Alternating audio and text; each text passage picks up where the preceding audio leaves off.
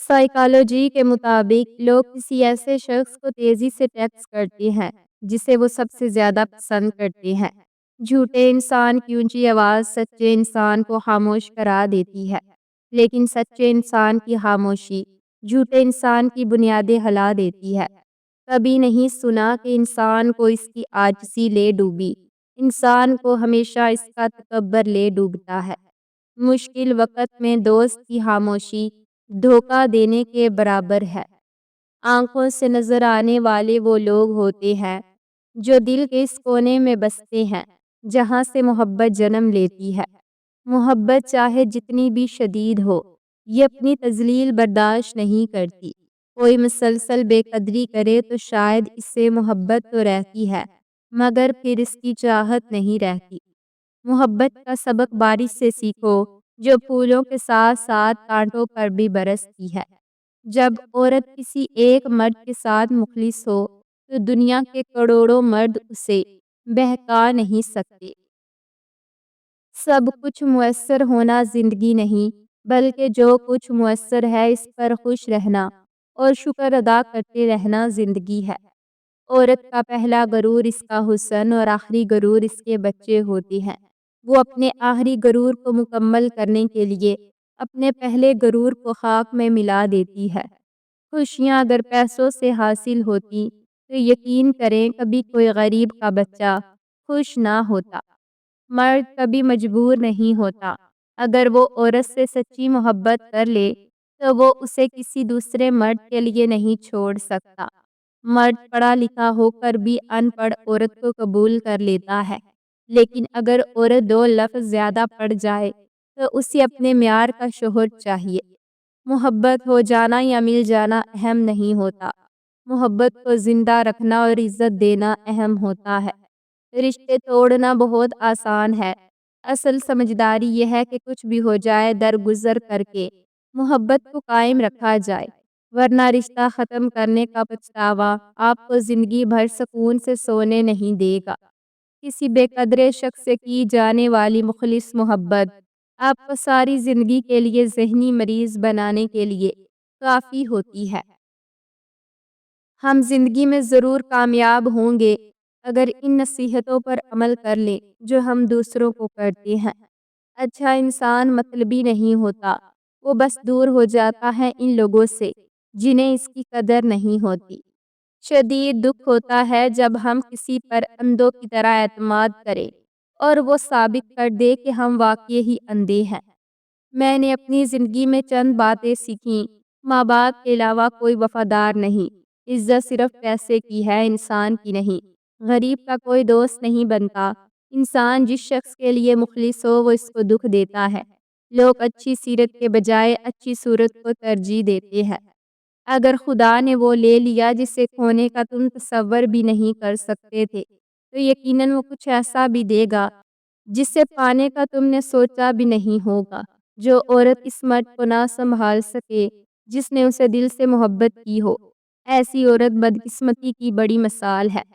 کہتے ہیں عورت راز نہیں رکھ سکتی، میں کہتی ہوں اگر عورت راز رکھنا چھوڑ دے تو معاشرے میں کچھ مرد منہ دکھانے کے قابل نہ رہیں۔ چھوٹا بن کے رہو گے تو ہی بڑی بڑی رحمتیں ملیں گی، کیونکہ بڑا ہونے پر تو ماں بھی گود سے اتار دیتی ہے۔ اگر لوگ آپ کو قبول نہیں کرتے تو بھی مایوس نہیں ہونا، کیونکہ لوگ اکثر وہ چیزیں چھوڑ دیتے ہیں جن کی وہ قیمت نہیں ادا کر سکتے۔